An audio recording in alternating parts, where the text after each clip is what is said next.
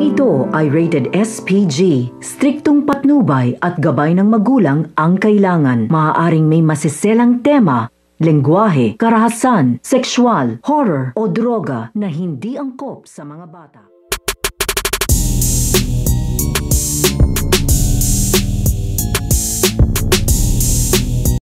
Ang pagtawag nito nga ni Regina dito nga kay Brian.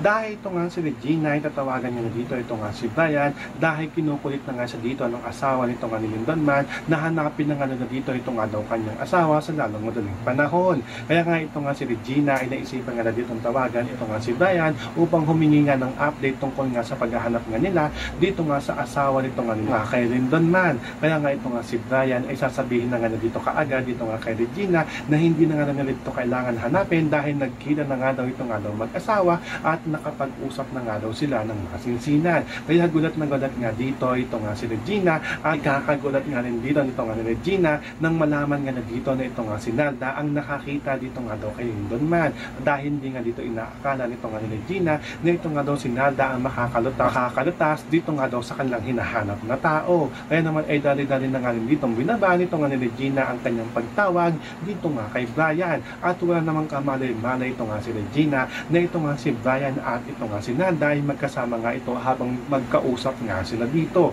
dahil ito nga si Brian ay ihahatid nga na dito ito nga si Nalda dito nga sa kanilang bahay. So pakakaabangan nga natin dito ang pagtawag dito nga ni Regina dito nga kay Brian. Yan ang ating mga pakakatutukan at pakakaabangan dito nga lang sa Darna.